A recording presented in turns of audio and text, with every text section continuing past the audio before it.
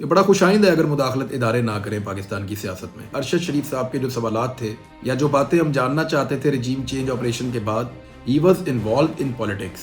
Multiple sources ये कह रहे हैं कि बाजवा साहब का स्टेटमेंट ठीक नहीं था। तकरीर की जो सबसे बड़ी गलती मुझे लगती है वो उन्होंने तारीखी हकायक को झुटलाया। जो लड़ाई थी, जो पाकिस्तान के लोगों के ऊपर एक टेस्ट आया हुआ था बहुत बड़ा, बहुत सारे लोग, इदारे सब आपको पता है इन्वॉल्व थे, ताकतवर हल्के लोगों के ऊपर जबर कर रहे थे। सहाफ़ियों के लिए पाकिस्तान को एक जहन्नुम बनाकर रख दिया गया था कि जो एक दूरियां पैदा हो गई हैं और एक बेचैनी पैदा हो गई है, उसको कैसे दूर किया जाए। मेरे ख्याल में इस लड़ाई को अब थमना चाहिए। इस वक्त जो मुल्क में सूरत हाल है बहुत दिलचस्प और क्रिटिकल जंक्चर है। मैं आज मेरा टाइम लिया है, सीनियर एंकर पर्सन है इमरान रियाज खान साहब, उनके पास आया हूँ। कोशिश करते हैं कि उनसे थोड़ी सी बात करें और पॉलिटिकल इंसाइट जो है वो आपके साथ शेयर करें जो चल रहा है मुल्क में। मेरे साथ आइए।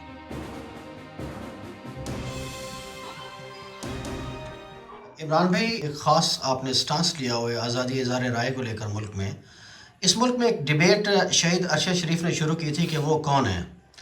तो अब नजम सेठी साहब ने, ज़ाहिर है वो बड़े बाखबर जर्नलिस्ट हैं, उन्होंने अपनी पुरानी मुलाकातों की बात की है जो जनरल रिटायर्ड कमर जावेद बाजवा साहब हैं उनके मुतालिक, और उन्होंने ये बताया है कि इस कौम को इस सवाल के जवाब की तलाश थी कि वो कौन था जिसने उस दिन रात को 12 बजे अदालतें खुलवाईं। तो उन्होंने नाम भी लिया है। तो ये अब कहानी तो वाज़ेह हो रही है कि क्या खेल खेला गया।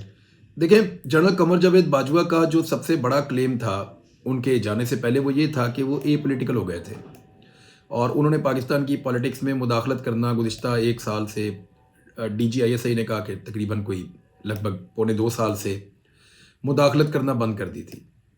ये बड़ा खुशाइंद है अगर मुदाखलत इदारे ना करें पाकिस्तान की सियासत में।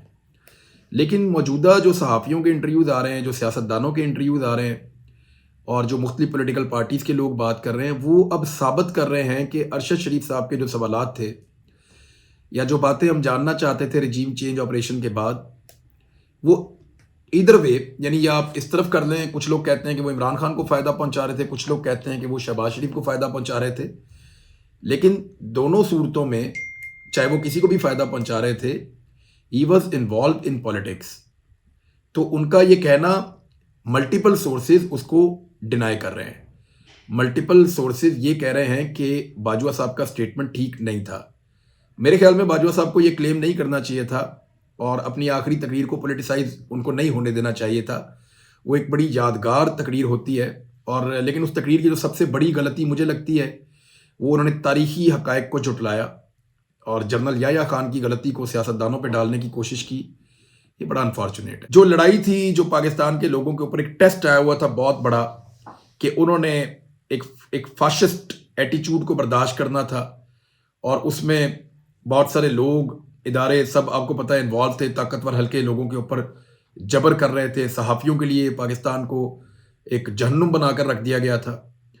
अब उसको बड़ी कामयाबी के साथ फेस करके गुजार लिया है पाकिस्तानियों ने, यानी वो जो तकालीफ थी उनको पाकिस्तानियों ने बर्दाश्त किया और उसको गुजार लिया है।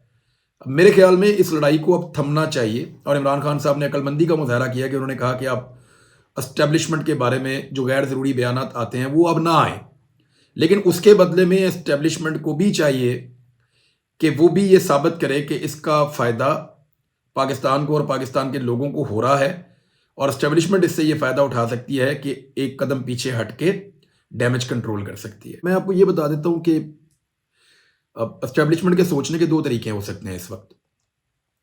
एक ये हो सकता है कि डैमेज कंट्रोल अब करना है ना एक्चुअली नई एस्टेब्लिशमेंट ने, कि जो एक दूरियां पैदा हो गई हैं और एक बेचैनी पैदा हो गई है, उसको कैसे दूर किया जाए। बेचैनी इदारे के अंदर भी है, इदारे के बाहर भी है। जो दूरियां पैदा हो गई हैं वो पाकिस्तान के आम लोगों के साथ प्रॉब्लम पैदा हुआ है। लोगों ने उस शिकवे का इजहार पहली मरतबा इतनी ज़ोरदार तरीके से किया है।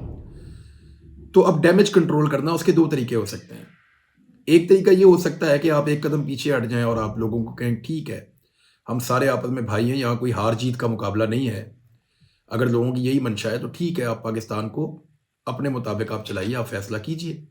लोगों को कॉन्फिडेंस भी आ जाएगा, गिले शिकवे भी दूर हो जाएंगे। एक कदम पीछे हटना जो है, लेकिन ये मुझे लगता है कि थोड़ा मुश्किल है।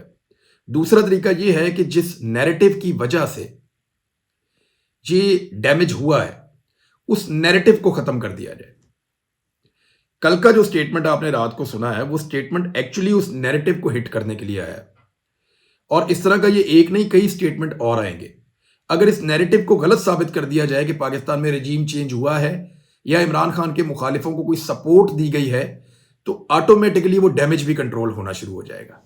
तो ये दूसरा तरीका है। मुझे ऐसा लगता है कि दोनों तरीकों पे काम हो रहा है, लेकिन हो सकता है दूसरे तरीके को अडॉप्ट किया जाए। अब डिपेंड करता है कि एस्टेब्लिशमेंट अपने आप को कितना इस खेल से बाहर रखती है, या रख पाती है या नहीं रख पाती। अगर एस्टेब्लिशमेंट अपने आप को इस खेल से बाहर निकाल लेती है, तो मुझे ऐसा लगता है कि पाकिस्तान की सियासी जमातों में या सियासी दिमागों में इतनी बसीरत है कि वो बैठें और बैठ कर तय कर लें